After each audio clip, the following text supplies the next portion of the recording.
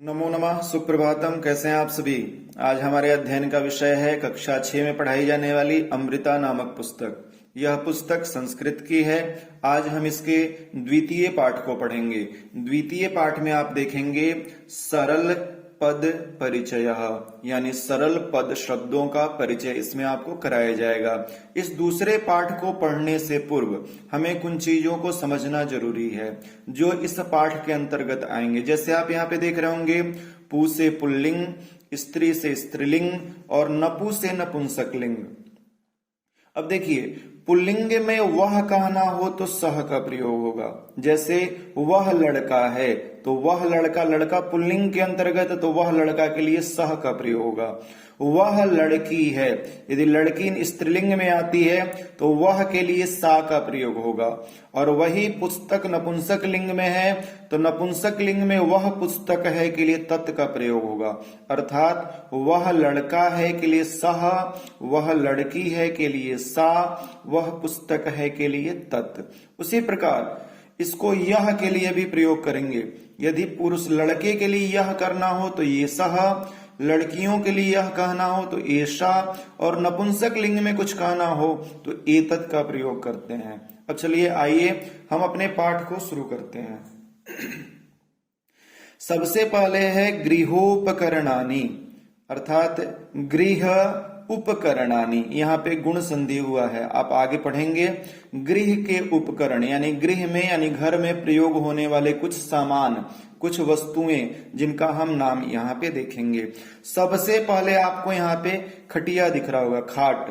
पढ़िए, एतत् खट्वा अस्ति। एतत् नपुंसक लिंग, यहाँ देखिए नपुंसक लिंग है। नपुंसक लिंग में यह का जो प्रयोग है कैसे होता है, एतत् से होता है।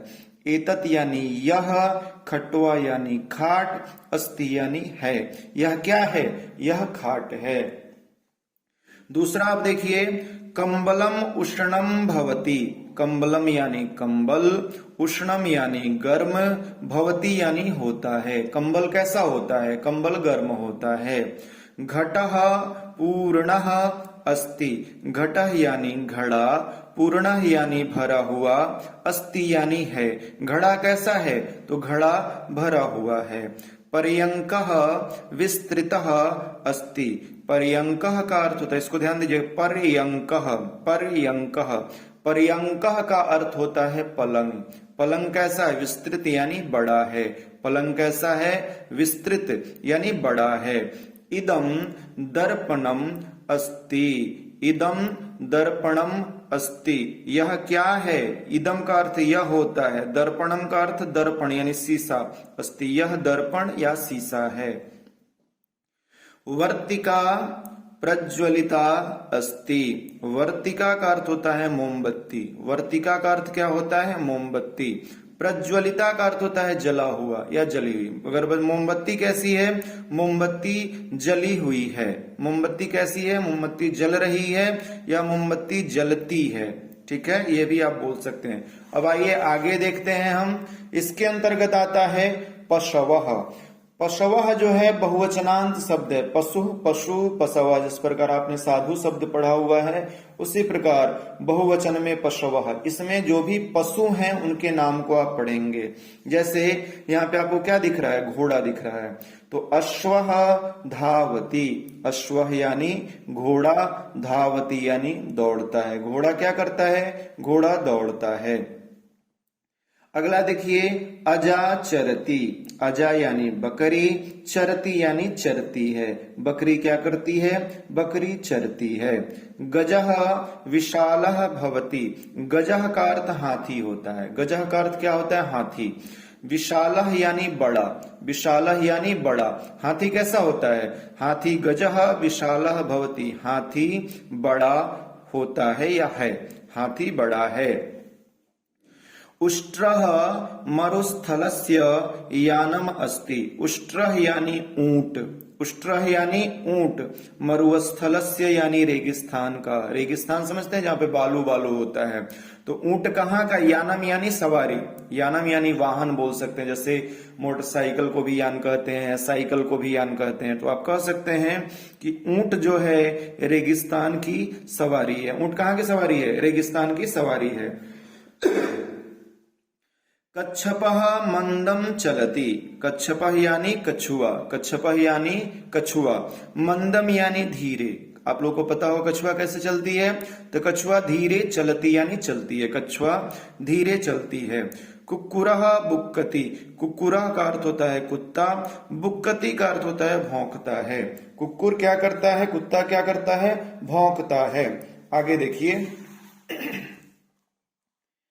इसमें देखेंगे पक्षिणः, पक्षिणः यानी इसमें जो भी नाम है वो पक्षियों के नाम है। जैसे मयूरः नृत्यति, मयूरः का अर्थ होता है मोर, नृत्यति का अर्थ होता है नाचता है।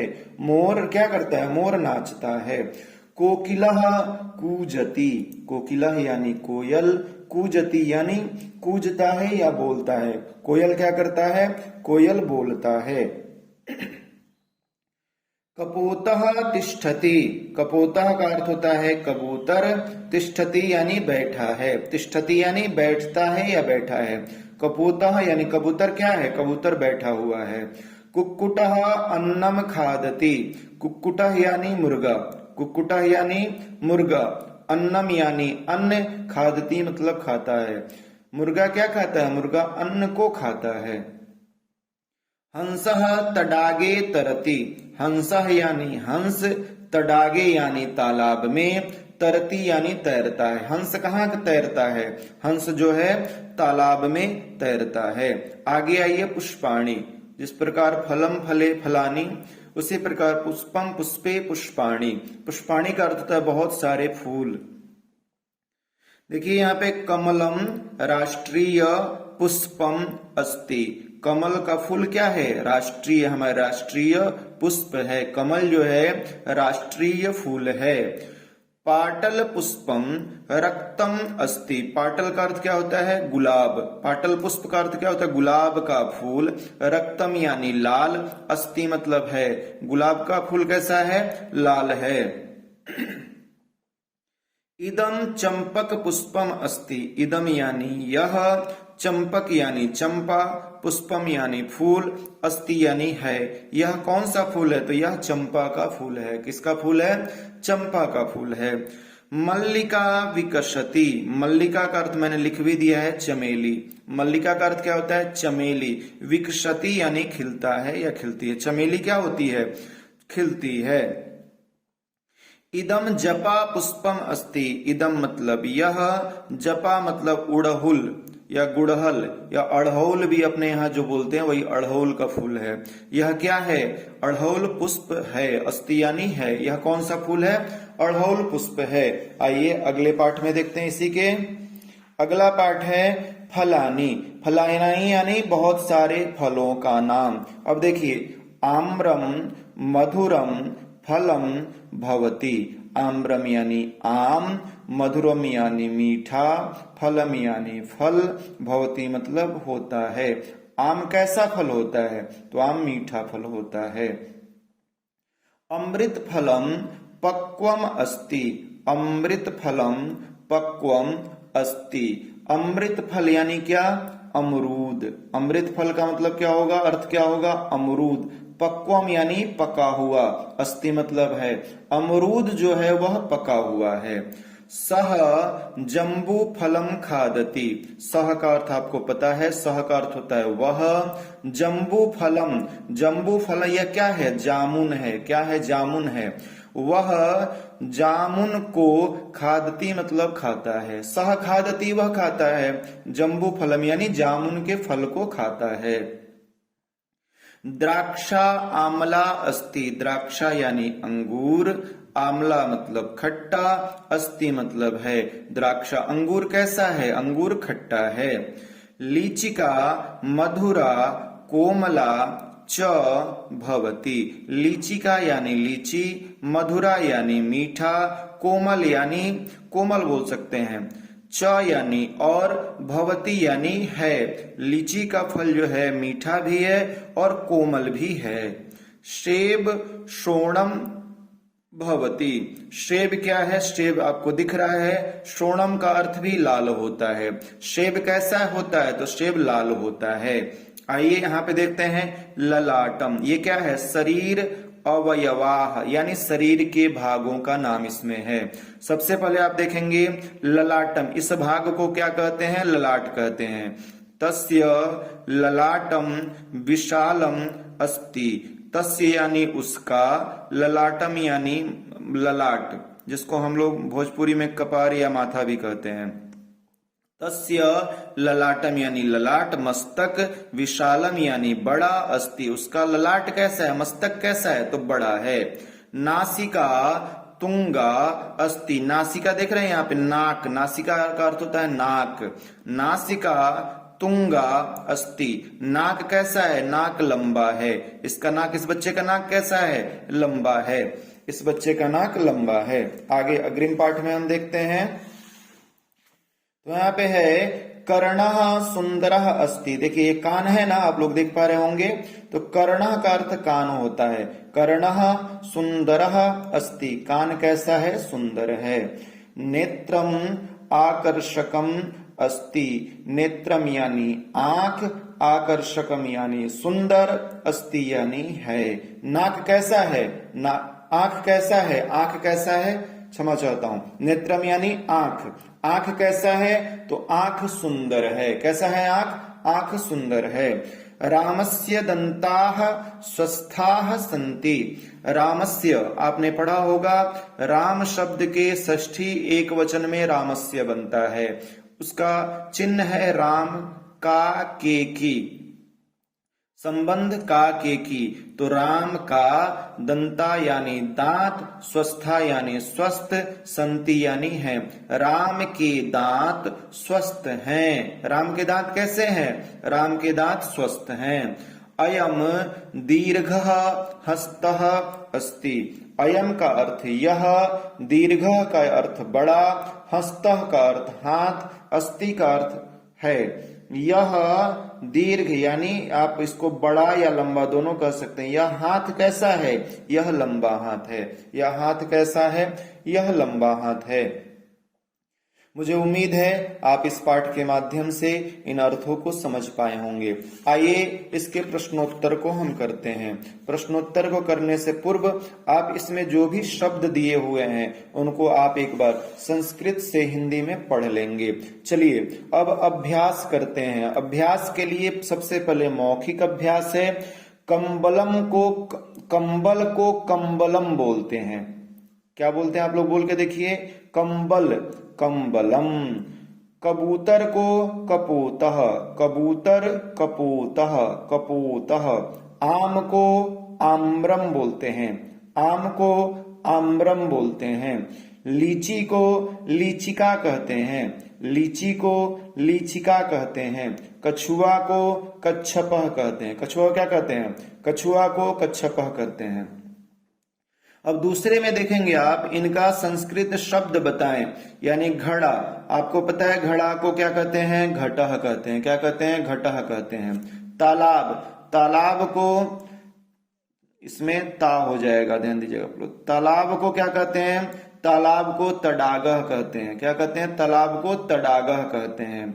लाल, लाल जो है रंग है, लाल को रक्तः या श्रोणम, रक्तः या श्रोणम दोनों कहते हैं। अमरूद को अमृत फलम कहते हैं। अमरूद को क्या कहते हैं? अमृत फलम। देखिए अमरूद दिया हुआ है यहाँ पे, अमरूद को अमृत फलम कहते हैं। गर्म, गर्म को उष्णम कहते हैं। उष्णम मतलब गर्म, चाय गर्म होता है ना, चाय को चायम उष्णम अस्ति, यानी कोई भी गर्म सामान हो, कोई भी गर्म वस्तु, उसको हम क्या, गर्म को क्या कहेंगे? उष्णम कहेंगे। आइए तीसरे प्रश्न की तरफ ध्यान देते हैं। निम्न शब्दों का वर्ण विच्छेद करें। वर्ण विच्छेद या वर्ण विन्यास मैंने आपको पढ़ाया हुआ है, मुझे उम्मीद है कि आप इसको कर पाएंगे। जैसे नर है तो न में अ है, र में अ है। इदम देखिए मैंने बनाया है ई है, द में अ है, म हलंत है इसलिए म में अ। नेत्रम, गजह, अश्वः, पुष्पम, इसका आप बना लीजिएगा। आइए मौखिक अभ्यास करते हैं। लिखित में है, यहाँ पे ऊपर मौखिक अभ्यास था, यहाँ पे क्या है लिखित, यानी लिख के अभ्यास करना है। पांचवा क्या है, उपयुक्त शब्दों को मिलाकर वाक्य की रचना करें। जैसे गजाह चलंती, गजाह यानी हाथी, हाथी जो है क्या चलते हैं, बहुवचनांत है। वयम के साथ आमी, आवह, आमह आपने पढ़ा है, तो वयम पठामह। बालकौ गच्छतः, गच्छति, गच्छतः, गच्छन्ति, द्विवचन का है बालकौ। वृक्षः पतति, वृक्ष गिरता है। अश्वः धावति, घोड़ा क्या करता है, घोड़ा दौड़ता है। गायकः गायति, गायक क्या करता है, गायक गाता है, क्या गाता है, गीत गाता है। गीतम गायति, गायकः गीतम गायति। अग्रिम छठे प्रश्न को हम देखते हैं, तो वर्णों को मिलाकर शब्द बनाइए। जैसे आपने वर्ण विन्यास किया था, अब इसको मिला देना है। न में अ को मिलाइए, र में अह को मिलाइए, नरह। घ में अ को मिलाइए, घ। ट में अ, घटः। इसी प्रकार इसको आप लोग क्रमबद्ध बना लेंगे। अब आइए छठे के बाद सातवां हम देखते हैं। सातवें प्रश्न में है, कोष्टक में से उपयुक्त शब्द चुनकर रिक्त स्थानों की पूर्ति करें। कोष्टक में जैसे देखिए बालिका पठती, बालिका यानी एक लड़की पढ़ती है, एक ही ना है, यहाँ पे एक वचन है, तो बालिका पठती। अयम, अयम यानी यह। अब देखिए अयम बालकः, एक ही वचन होगा क्योंकि बालकः, बालकौ, बालका। बालका यानी एक, बालकौ यानी दो बालक, बालका यानी बहुत सारे बालक। तो यहाँ पे बहुत सारे का नहीं पूछ रहा है, एक का पूछ रहा है, तो अयम बालकः। आपको मैंने पहले भी बताया है कि संस्कृत पढ़ना है आपको, तो कुछ शब्द रूपों का अध्ययन आप जरूर करें। जैसे राम शब्द, हरि शब्द, साधु शब्द, पितृ शब्द, गो शब्द, ये पुल्लिंग के जो शब्द हैं उनको आपको याद करना नितांत आवश्यक है, क्योंकि जब तक आप याद नहीं करेंगे तब तक आप समझ नहीं पाएंगे। आगे देखिए, सा यानी वह, सह के साथ ती लगता है, आप लोगों ने तीतः अंति पढ़ा है, तो ती है यहाँ पे, सा धावती। यहाँ पे डैश नृत्यंती, तीतः अंति, यहाँ पे अंति लास्ट में दिख रहा है आप लोग को अंति, तो ध्यान दीजिएगा यह अंति जो है वह बहुवचन का है, तो यहाँ पे क्या होगा, मयूराह, मयूरः, मयूरौ, मयूराः, बालकः, बालकौ, बालकाः, तो मयूराः नृत्यन्ति। पुष्पाणि, पुष्पाणि बहुवचन है, तो विकसंति, ये बीच वाला होगा, विकसंति। आवाम पठावह, आमी आवह, अहम आवाम, आवाम के साथ आवह लगेगा तो पठावह हो जाएगा। यहाँ पे देखिए डैश कुर्दंती, तो वानराह कुर्दंती। अब आगे आइए, आठवें प्रश्न में आप देखेंगे परस्पर मेल कीजिए। परस्पर क्या करना है, हम लोग को मिलाना है। अब देखिए लड़का है, लड़का दिख रहा है, तो छात्रः गच्छति, यहां मिलाइए। ये क्या है, हिरण है, मृग है, तो मृगः चलति। ये क्या है, घोड़ा है, तो अश्वः धावति। ये क्या है, मोर है, तो मयूरः नृत्यति, मयूरः नृत्यति। ये क्या है, छात्रा यानी लड़की है, तो छात्रा पठति, छात्रा पठति। छात्र क्या करती है, छात्रा, लड़की क्या करती है, पढ़ती है।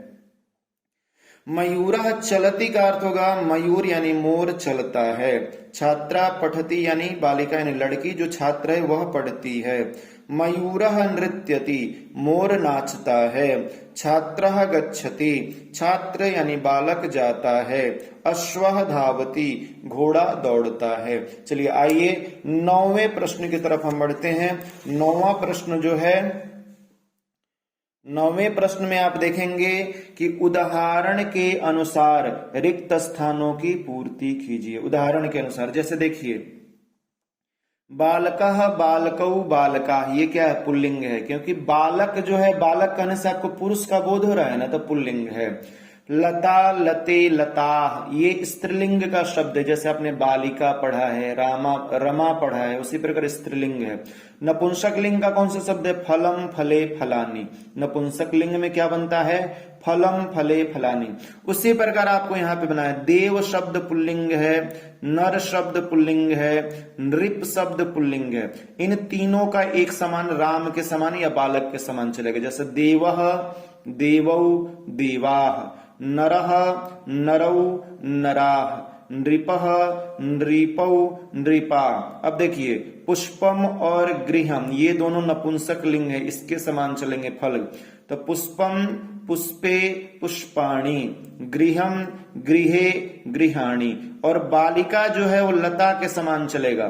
तो बालिका, बालिके, बालिका। मुझे उम्मीद है कि आप लोग समझ पाए होंगे। अब इनका भी उच्चारण करना है आपको। उच्चारण, यह लड़का है, यह का अयम, लड़का का बालकः, है का अस्ति। यह क्या है? यह लड़का है, अयम बालकः अस्ति। यह विद्यालय है, यह का इदम, विद्यालय का विद्यालयम, है का अस्ति, इदम विद्यालयम अस्ति, इदम विद्यालयम अस्ति। आम मीठा होता है, आम्रम मधुरम भवति। आम कैसा होता है? आम मीठा होता है। वे लड़कियां हैं, वे का क्या होता? ताह होता है, ताह बालिकाः सन्ति, वे लड़कियां हैं। देखिए स्त्रीलिंग में वे है इसलिए ताह है यहाँ पे। वह कौन है? सह, कह, अस्ति। सह का अर्थ आपने वह पढ़ा है, कौन का कह होगा, है का अस्ति। वह कौन है? आप लोग इस वीडियो के माध्यम से संस्कृत की पुस्तक अमृता के दूसरे पाठ को पढ़ पाए। मुझे उम्मीद है आप लोग घर पे इसका अभ्यास करेंगे, क्योंकि बिना अभ्यास के आपको समझ में नहीं आएगा। चलते हैं, अगले वीडियो में हम मिलेंगे तृतीय पाठ के साथ। धन्यवाद।